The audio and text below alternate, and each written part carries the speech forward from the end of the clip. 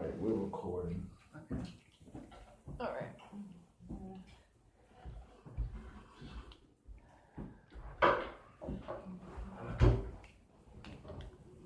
Okay, so I'm your host, Cool Al, and this is my co-host, Maria. And today we're going to be discussing the movie Harriet, and it's about Harriet Tubman. Subject matter, character, woman who is very dear to me. You know, her history, her legacy meant a lot. As I was a kid, my mom would read this story to me. I think it was called Freedom Train, and it was about Harriet Tubman's life, and it made an indelible impression upon me. So I have a personal vested interest in Harriet Tubman, her legacy, the film, all things pertaining to.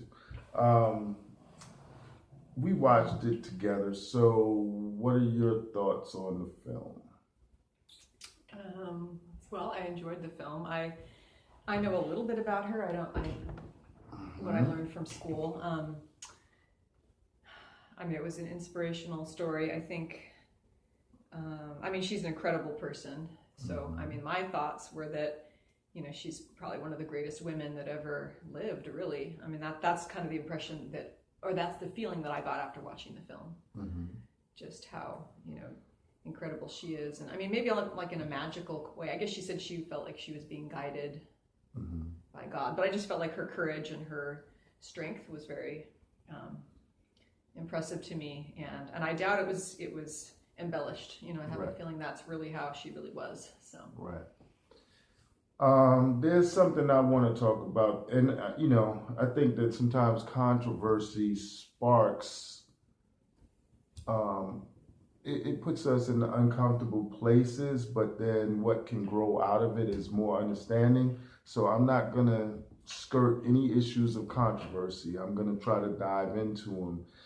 Even though I see the film as being very positive, Harriet Tubman's life being very positive, I don't want to, if I'm going to stir the pot, yes, I'm going to talk about a lot of the controversy that happened, due to the release of it. Think we got to get into that. And hopefully, people will watch this and still be inspired to see it. I think the controversy tried to chase people away. So one of the main controversies is the star of the movie who plays Harriet. She's not an American. She's not a Black American, and so that's one part of the problem that people are having. Another part is that they said that she made some disparaging comments as it pertains to African Americans. A lot of the stereotypes that the greater society perpetuates, like she's bought into. And I think that there is an interesting dichotomy between Africans born in this country and Africans born outside of this country. And I say Africans because I believe that we all come from Africa. And so this little divide and conquer thing is just so interesting to me. But it has been pretty effective. So, my mom is from Jamaica and my dad's family was born and raised in this country, but, it's only because the boat stopped different places, in the transatlantic slave trade, let's be real. So the controversy is brewing between Blacks born in this country and Blacks born outside of this country and how we view each other. I think that once we do realize that we all come from Africa and the boat just stopped different places, and we start to appreciate who we are, where we come from, and then we learn each other's story from each other's perspectives. I think that would create a greater understanding. And so the film, a lot of people were upset that this immigrant, this African American immigrant who has made negative comments about blacks, supposedly on Twitter, that she's now playing like one of our legendary heroes or sheroes, whatever you want to call her. I don't know. I think that just opens the door for there to be discussion and debate, and where it would foster more understanding. So I'm not against that. So go see the movie. Another point of contention for people is that there was this African American in there, much like the character that Sam Jackson played in Django. It's just like somebody that is a slave for life mentally, you know what I'm saying, who wants to help create other slaves, and is so full of self-hatred that he helps, the colonialists and the imperialists destroy his own folk, and this has happened in history. I'm sure it happened during Harriet Tubman's time, and sadly to say, it's happening today still. Like, there are certain people who buy into the politics and the government hook, line, and sinker. And if you go against government policies,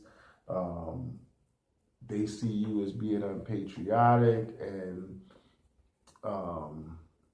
they hate you sometimes even more than your imperialists or colonialists, which is really unfortunate. That's why self-love and knowledge of self is so important. So this character was thrown in, and I think that it's a composite character. It's not necessarily historically accurate, but it's a composite character of those who sold us into slavery, those who were overseers who, help to maintain slaves for their white masters, control slaves for their white masters, even killed other slaves for their white. We see this happening in the military, and we see this happening also in the police department, that are the means that the imperialists and the colonialists use to enslave us today. So I thought that character was interesting, not necessarily historically accurate as it pertains to Harriet's legacy, but a necessary. I wasn't upset that character was thrown in there, because I understand. So go see the movie. Let's see, what was another point of contention? Oh, the argument that it didn't show the brutality of slavery. Well, I love my people so much, and I grew up. I was a little kid, and I saw Roots, and Kunta Kinte got his foot chopped off. Like, those were like things that left indelible impressions on me. And yes, the brutality kind of inspired me and scarred me at the same time. And I don't think that by any means we should minimize slavery, but anybody who enjoys seeing their people being maimed, that's kind of sick in and of itself. So they wanted to make it more positive, more uplifting, more child user friendly, or whatever the case. I'm not mad at that, and I mean, those who are, feel free to sit your kids down and tell them, the real story. Like, that's okay. This movie, I'm telling you, with all the controversy, it can spark some interest and debate. It could be a teaching moment,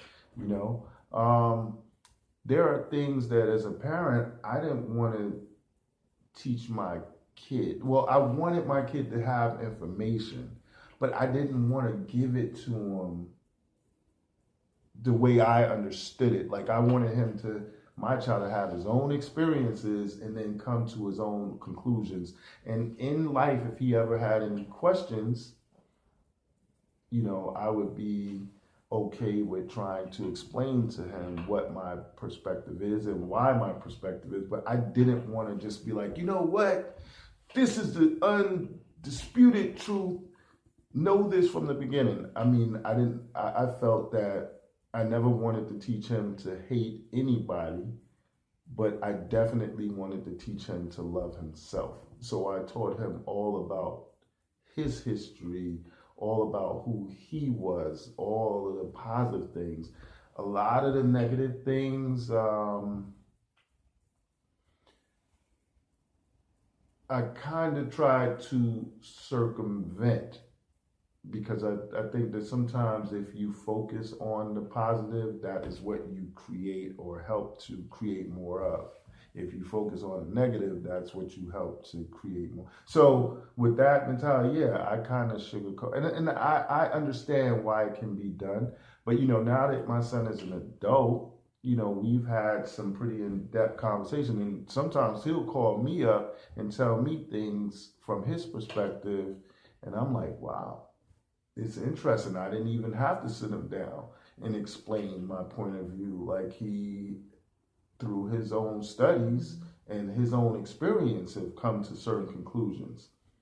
So I think, for those saying like, oh, they didn't, I don't know, like they didn't show people getting their balls cut off or their limbs cut off or shot in the head or like,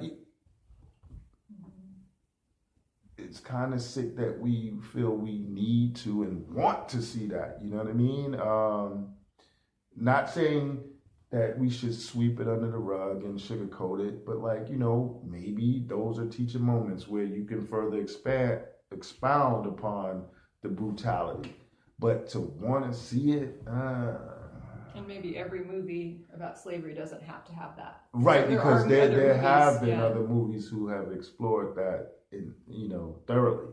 So I mean, I like that it concentrated on a lot of the positive things, like the people's quest for freedom, and what they were willing to sacrifice to get it, and just focusing on her being a leader, general, and a freer of her people, like the Moses of the people. That was incredible in my eyes. So for everything that you can say was negative, I mean, I could flip it around and see a whole different perspective and appreciate the film. And for those who refuse to see it because of said issues, they say either you're part of the solution or you're part of the problem. So try not to be a part of the problem.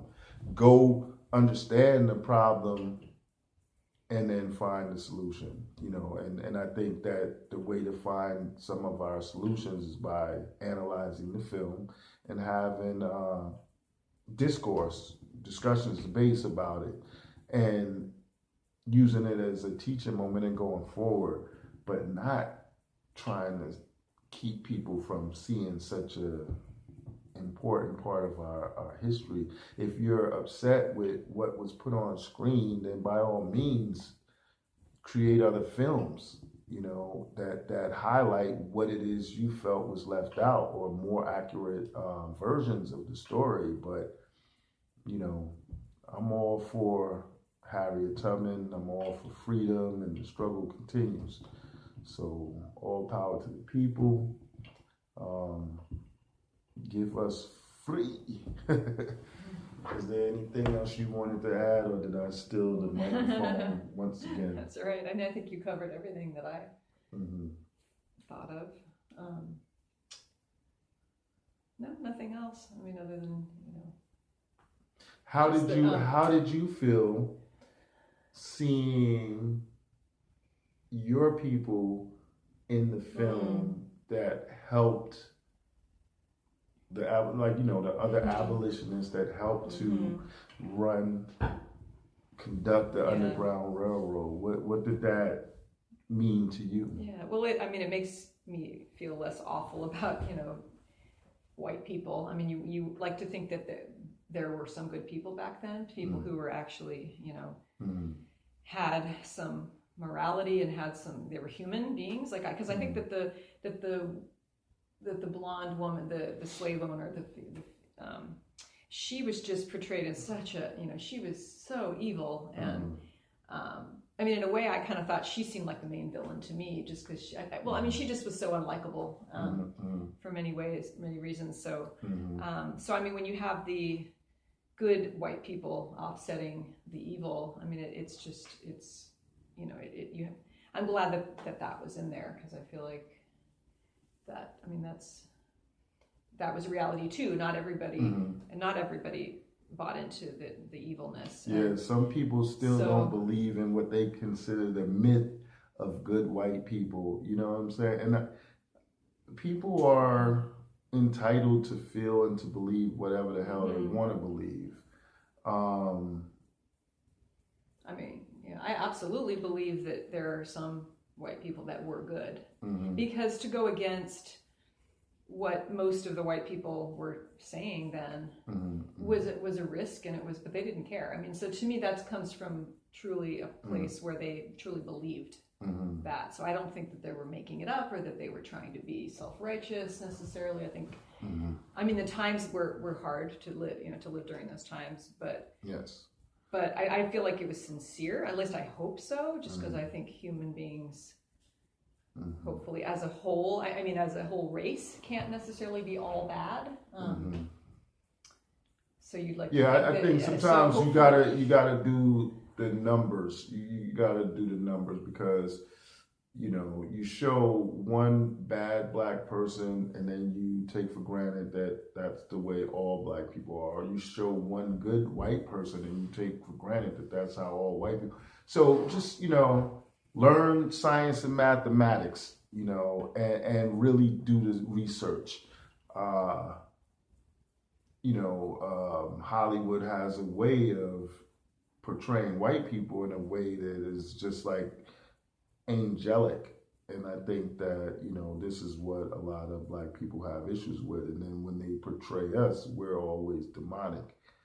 And for people who are brainwashed, and have low self-esteem and negative self-image, it helps in the destruction of a people. Because if you hate yourself, you're going to destroy yourself and those who look like you. So do the history, do the research, science and math will lead you to a positive understanding. So really take the time to do the research. Somebody pointed out, like, people are having problems with the black character, the male character that was displayed as like horribly. They're saying, well, you act like in our history other blacks didn't have slaves. And one of my friends presented the numbers, and the data to show in a particular year percentage of blacks who own slaves. Like, we can't sweep those facts under the rug. So like I said, do the study, do the research, but I do think that Hollywood does have a way of demonizing blackness and making white people like godlike. And that's something that, if you use science and math for your studies and you do the research, you will see a totally different picture. So, use the film as a teaching moment. Go back, study, and really take, a real good look at society and the people around you, and, what's real and what's fake. and come to your own conclusions, pretty much like I allowed my son to do. But let's not get it twisted. There were seeds planted all along. I didn't just, oh, here's a child, let him grow free form. No, I kind of led him in a certain direction, but I know that there's a lot more steering that I could have done, but I didn't want to because I felt that his mind, I didn't want to jade him, and I respected his autonomy. And I think as parents, sometimes that should be done in certain situations. So, with all of that being said, I'm not going to talk you guys to death. I could go on and on and on about Harriet Tubman and our history. But yes, I'm a supporter of the film. Yes, there were certain issues that probably do need to be addressed, but still like the film, still encourage others to go see it and have the debate, have the discussion. We gotta learn. We gotta learn the truth, and the truth will set you free. And that's all I have to say about that. Peace. We out.